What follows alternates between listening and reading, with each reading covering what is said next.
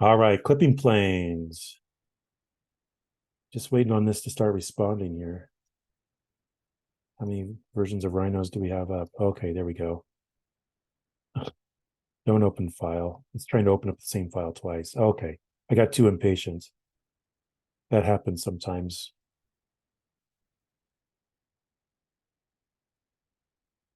Okay, here we go.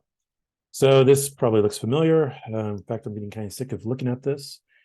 But here it goes. All right. So what I'm going to do is I'm going to type in a command. It's called clipping plane. I'm going to move this over so it's out of the way.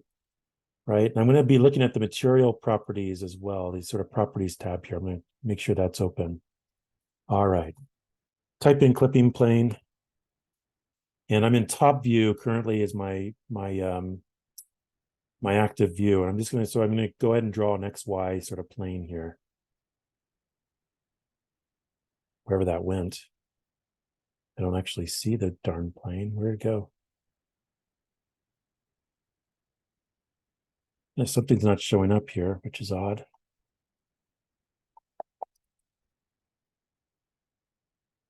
Oh, it's because it's set to white. Oh, so annoying. All right. Here, let me just sorry about that. Let me change the stupid layer from white to something that we can actually see. Let's turn it to black. All right, there's a plane. All right, so one thing you might notice here, all right, is that things change in the plan view. And it's all based on this plane that I drew, right? And you can see that's a plane and then also has a vertical line drawing through it, pointing downwards, right? So let me just show you this. I'm gonna go to properties. Let's see here.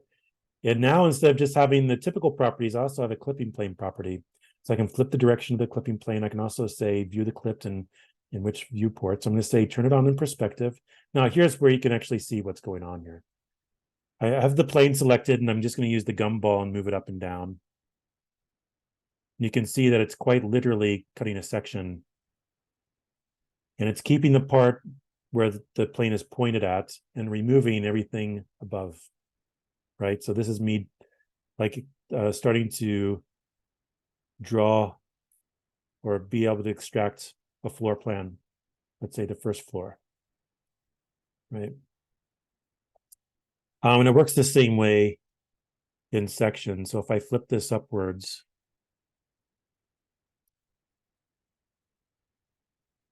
oh, here, let me undo that. Try that again while holding the shift key.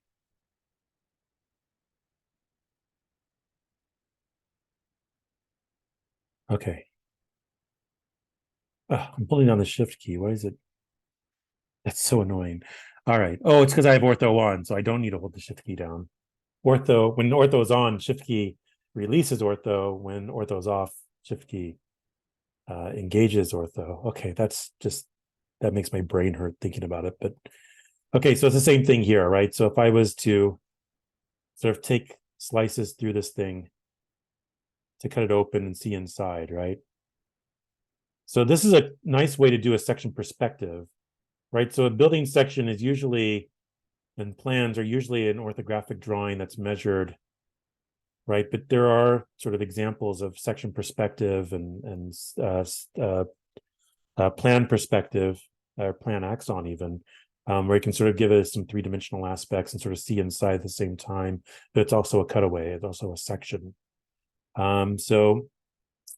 are more properties for the clipping plane. Like you can actually have it take all of the sort of edges that are being cut through and actually beef those up, just like the drawing section. You can have it fill in the stuff that's being cut on the inside, giving it poche, just like you would anything else. I can actually draw some sort of ground plane so that it would actually have ground as well. I'd want to include that in this section. But that's a clipping plane, right? So I typed in clipping plane, and then once I have it selected, I can move it around the screen. I can go to its properties. I could flip its direction, in which case now it's sort of looking the opposite direction and cutting away the other part of the building, right? And let me just select it again here in these clipping plane properties right here. I can also toggle it on. So maybe I don't want it to actually see the section plane or the clipping plane cut in top view or front view or right view, just in perspective, or maybe just in top view and not perspective, or, you know, whatever it is. But I can toggle those things on or off here. So here in top view, you can see, again, it's sort of removing the stuff in front of the clipping plane, revealing everything beyond as a sort of section cut, right? You can do the same thing with the horizontal plane vertically to reveal floor plans and things like that. Let me show you a good example of folks who use section perspective a lot. I'm guessing they use clipping planes quite a bit in their CAD programs. Louis Suramaki Lewis. Surumaki Lewis, I think. Playing music. No, what? Come on, what are you? No, LTL Architects, Louis Suramaki Lewis. They do a lot of well, actually the image search turned up a lot of these sort of section perspectives, right? So suddenly you can begin to see what's happening on the inside of these things, right? Here's an interesting one. It's called Park Tower, where they basically pull back parts of the building mass and actually create vertical space where they could actually then plant trees and actually have sort of indoor parks sort of sprinkled throughout, along with the courtyard in between, with this sort of switchback vertical circulation. Or this one where it's all about, let's see here. Oh, here's more, right? Where they're getting these sort of larger atriums and then, you know, pushing and pulling on the sort of interior nested program. But then you can see they have glass out here on the outside, sort of enclose an indoor park.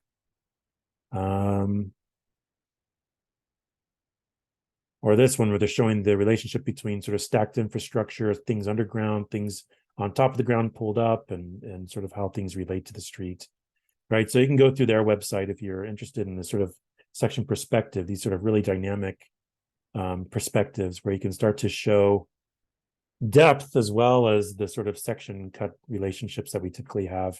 Right, here's another one, right, where it's talking about, oh, okay, so we berm up the land, dig in, we have people sort of move up into the building.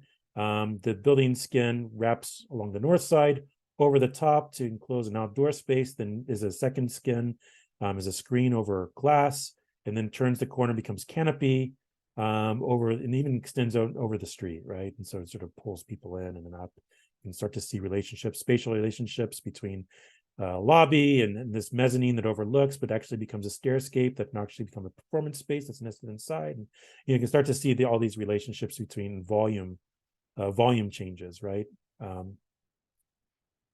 Here's another one, right? A sort of section perspective where you can start to see sort of front of house, back of house, and the sort of circulation that divides the two, right? Defines the two. These are pixelated because they look like they're smaller JPEG or thumbnails, but you can start to get a sense of how these folks work in section perspective. That's kind of an interesting way of getting inside again, right? So my take on this is you can use clipping planes if you'd like, sooner rather than later, but I want you inside these things. I want to see some dynamic perspectives where we start to understand how these things are working on the inside and what would it be like to be in them, right? The nice thing about perspective is when you put people at eye level, they start to feel immersed and they can start to understand what it might be like to be inside, how it might be experienced.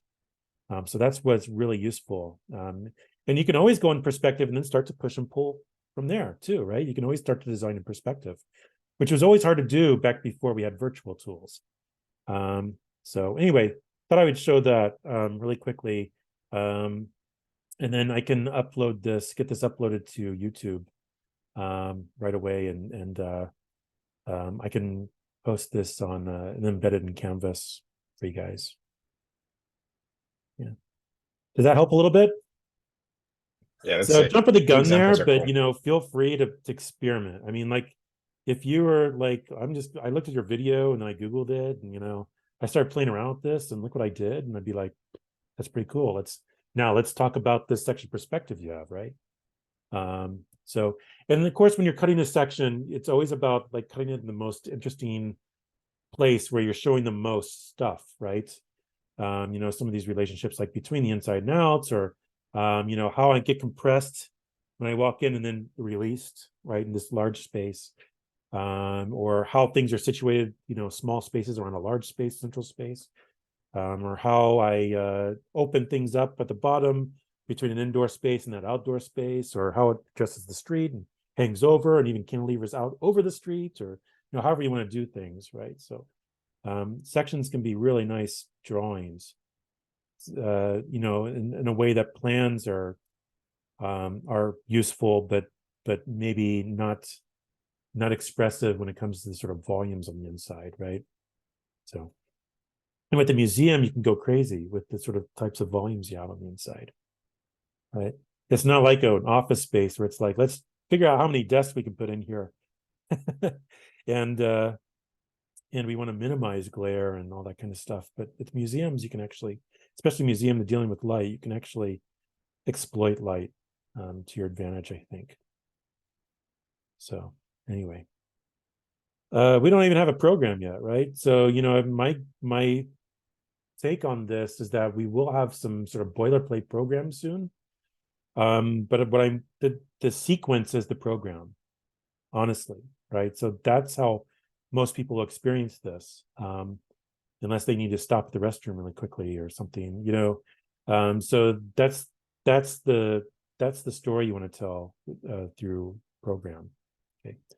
So anyway, that's where I'm coming from. The program will come in at the end, which is kind of unusual. Sometimes you start with the program. But the program I'm giving you is very vague. And where my ambiguity starts is where your imagination creativity should pick up. All right. All right. Anything else? Oh, I should stop recording.